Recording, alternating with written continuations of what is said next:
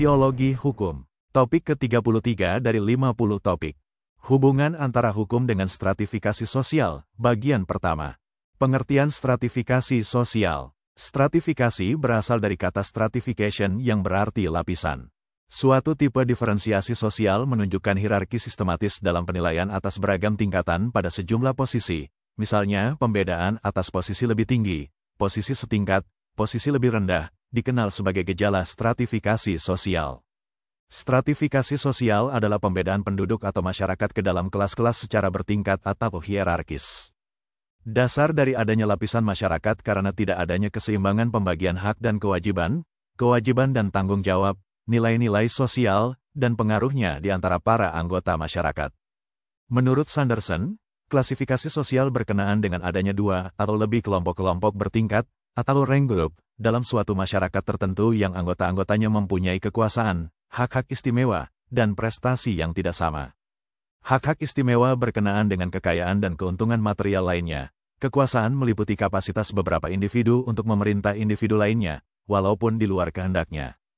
Perbedaan dalam hak-hak istimewa merupakan bagian dari sistem stratifikasi dan biasanya dalam masyarakat terstratifikasi, ketidaksamaan prestise berasal dari ketidaksamaan kekuasaan dan hak-hak istimewa. Karakteristik penting lainnya dari stratifikasi sosial adalah bahwa stratifikasi melibatkan kelompok, bukan individu. Tingkat kekuasaan, hak istimewa, dan prestise individu dalam masyarakat terstratifikasi tergantung pada keanggotaannya dalam kelompok-kelompok sosial, bukan pada karakteristik personalnya. Kelompok-kelompok yang pada tingkatannya berbeda-beda membentuk strata sosial atau lapisan sistem sosial kultural secara menyeluruh yang bersifat turun-temurun. Dalam masyarakat yang terstratifikasi, individu dilahirkan dalam suatu lapisan sosial tertentu yang memberikan suatu kedudukan sosial dan identitas tanpa memperhatikan karakteristik personal mereka. Dalam masyarakat yang tidak terstratifikasi, ketidaksamaan yang timbul, di luar umur dan jenis kelamin, terutama disebabkan oleh usaha dan kemampuan individual daripada penempatan sosial yang turun-temurun. Ada perbedaan dasar tentang konsep stratifikasi sosial dengan ketidaksamaan sosial. Dalam konsep stratifikasi sosial berkaitan dengan adanya dua atau lebih kelompok-kelompok bertingkat, manakala anggotanya mempunyai hak-hak istimewa, kekuasaan, dan prestise yang tidak sama. Adapun konsep ketidaksamaan sosial berkaitan dengan adanya perbedaan derajat dalam pengaruh atau prestise sosial antar individu dalam suatu masyarakat tertentu. Dalam ketidaksamaan sosial ada dua aspek yang cukup penting, yaitu, 1. Ketidaksamaan sosial hanya mengenai perbedaan individu dalam pengaruh sosial. Ketidaksamaan sosial bukan berkenaan dengan derajat kekuasaan atau kekayaan.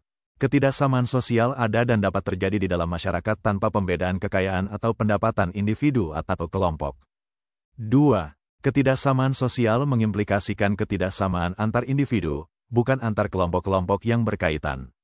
Apabila terjadi ketidaksamaan, ketika individu mencapai kedudukan tertentu yang berbeda, mereka tetap sebagai individu bukan sebagai kelompok. Pelapisan sosial dalam masyarakat merupakan ciri yang umum dan tetap dalam setiap masyarakat yang hidup teratur. Timbulnya sistem pelapisan sosial dalam masyarakat karena adanya sesuatu yang dihargai dalam kehidupan masyarakat. Sesuatu yang dihargai tersebut dapat berupa kekayaan seperti uang atau benda yang punya nilai ekonomis, kekuasaan, ilmu pengetahuan, kesalahan dalam beragama, keturunan dari keluarga yang dihormati, dan sebagainya. Seseorang yang dianggap memiliki sesuatu yang berharga, cukup banyak mempunyai kedudukan dalam lapisan atas, mereka yang memiliki sedikit kekayaan kedudukannya dimasukkan dalam lapisan sosial menengah, atau mereka yang sama sekali tidak memiliki kekayaan, berada dalam lapisan bawah. Ukuran atau kriteria yang biasa dipakai untuk menggolongkan anggotanya ke dalam suatu lapisan seperti berikut. 1.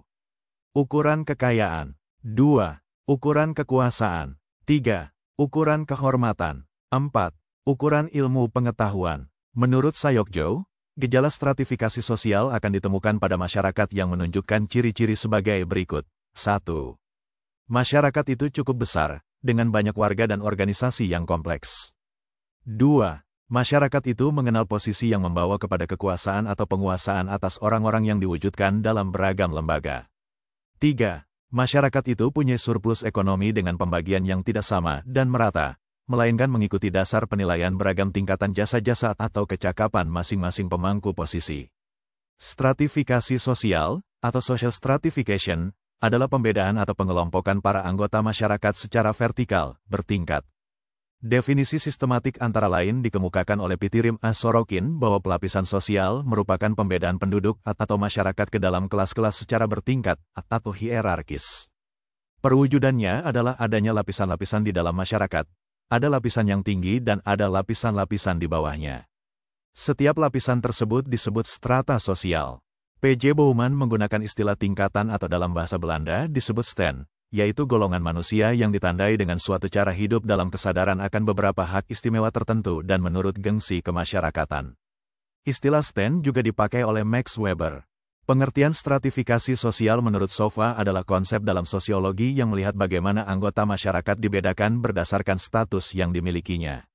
Status yang dimiliki oleh setiap anggota masyarakat ada yang didapat dengan suatu usaha, atau achievement status, dan ada yang didapat tanpa suatu usaha, atau ascribed status. Stratifikasi berasal dari kata stratum yang berarti strata atau lapisan dalam bentuk jamak. Stratifikasi dapat terjadi dengan sendirinya sebagai bagian dari proses pertumbuhan masyarakat, juga dapat dibentuk untuk tercapainya tujuan bersama. Faktor yang menyebabkan stratifikasi sosial dapat tumbuh dengan sendirinya adalah kepandaian, usia, sistem kekerabatan, dan harta dalam batas-batas tertentu. Ukuran atau kriteria yang menonjol atau dominan sebagai dasar pembentukan pelapisan sosial sebagai berikut. 1. Ukuran kekuasaan dan wewenang seseorang yang mempunyai kekuasaan atau wewenang paling besar, akan menempati lapisan teratas dalam sistem pelapisan sosial dalam masyarakat yang bersangkutan. Ukuran kekuasaan sering tidak lepas dari ukuran kekayaan, sebab orang yang kaya dalam masyarakat biasanya dapat menguasai orang-orang lain yang tidak kaya, atau sebaliknya, kekuasaan dan wewenang dapat mendatangkan kekayaan. 2. Ukuran kekayaan, materi atau kebendaan, dapat dijadikan ukuran penempatan anggota masyarakat ke dalam lapisan-lapisan sosial yang ada. Barang siapa memiliki kekayaan paling banyak maka ia akan termasuk lapisan teratas dalam sistem pelapisan sosial. Demikian pula sebaliknya, barang siapa tidak mempunyai kekayaan akan digolongkan ke dalam lapisan yang rendah. Kekayaan tersebut dapat dilihat antara lain pada bentuk tempat tinggal, benda-benda tersier yang dimilikinya, cara berpakaiannya, maupun kebiasaannya dalam berbelanja. 3. Ukuran kehormatan dapat terlepas dari ukuran-ukuran kekayaan atau kekuasaan. Orang-orang yang disegani atau dihormati akan menempati lapisan atas dari sistem pelapisan sosial masyarakatnya. Ukuran kehormatan ini sangat terasa pada masyarakat tradisional. Biasanya mereka sangat menghormati orang-orang yang banyak jasanya kepada masyarakat, para orang tua, ataupun orang-orang yang berperilaku dan berbudi luhur. 4. Ukuran ilmu pengetahuan, sering dipakai oleh anggota-anggota masyarakat yang menghargai ilmu pengetahuan. Seseorang yang paling menguasai ilmu pengetahuan akan menempati lapisan tinggi dalam sistem pelapisan sosial masyarakat yang bersangkutan. Penguasaan ilmu pengetahuan ini biasanya terdapat dalam gelar-gelar akademik, kesarjanaan, atau profesi yang disandang oleh seseorang, misalnya dokter, insinyur, doktorandus, doktor ataupun gelar profesional seperti profesor. Namun, sering timbul akibat-akibat negatif dari kondisi ini jika gelar-gelar yang disandang tersebut lebih dinilai tinggi daripada ilmu yang dikuasainya, sehingga banyak orang yang berusaha dengan cara-cara yang tidak benar untuk memperoleh gelar kesarjanaan, misalnya dengan membeli skripsi, ijazah palsu, dan seterusnya. Untuk menjelaskan stratifikasi sosial ada 3 dimensi yang dapat dipergunakan yaitu privilege, prestise, dan power. Ketiga dimensi ini dapat dipergunakan sendiri-sendiri, namun juga dapat digunakan secara bersama. Karl Marx menggunakan satu dimensi yaitu privilege atau ekonomi untuk membagi masyarakat industri menjadi 2 kelas yaitu kelas borjuis dan proletar. Sedangkan Max Weber, Peter Berger, Jeffries, dan Ransford mempergunakan ketiga dimensi tersebut. Dari penggunaan ketiga dimensi tersebut Max Weber memperkenalkan konsep, kelas, kelompok status, dan partai. Menurut Horton and Huhn, keberadaan kelas sosial dalam masyarakat berpengaruh terhadap beberapa hal, di antaranya adalah identifikasi diri dan kesadaran kelas sosial, pola-pola keluarga, dan munculnya simbol status dalam masyarakat. Bentuk stratifikasi dapat dibedakan menjadi bentuk lapisan bersusun yang di antaranya dapat berbentuk piramida, piramida terbalik, dan intan. Selain lapisan bersusun, bentuk stratifikasi dapat juga diperlihatkan dalam bentuk melingkar. Bentuk stratifikasi melingkar ini terutama berkaitan dengan dimensi kekuasaan. Ada 3 cara yang dapat kita lakukan untuk bisa mengetahui bentuk dari stratifikasi sosial. Ketiga cara tersebut adalah dengan pendekatan objektif, pendekatan subjektif, dan pendekatan reputasional. Jenis atau macam status sosial dan stratifikasi sosial dalam masyarakat. 1. Ascribed status adalah tipe status yang didapat sejak lahir seperti jenis kelamin, ras, kasta, golongan, keturunan, suku, usia, dan sebagainya. 2.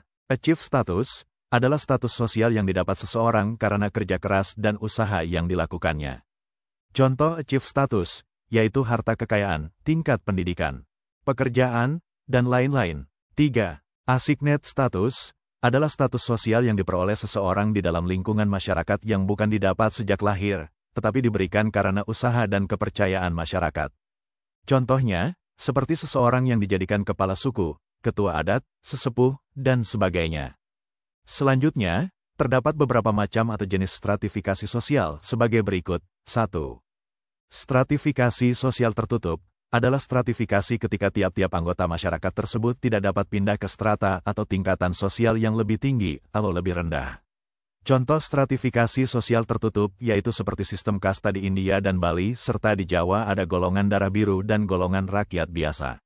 Tidak mungkin anak keturunan orang biasa seperti petani miskin bisa menjadi keturunan ningrat atau bangsawan darah biru. 2. Stratifikasi sosial terbuka adalah sistem stratifikasi manakala setiap anggota masyarakatnya dapat berpindah-pindah dari satu strata atau tingkatan yang satu ke tingkatan yang lain. Misalnya, tingkat pendidikan, kekayaan, jabatan, kekuasaan, dan sebagainya.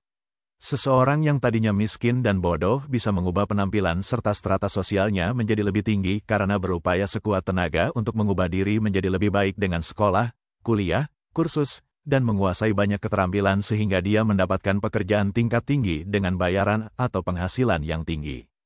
Demikianlah materi topik ke-33 Sosiologi Hukum.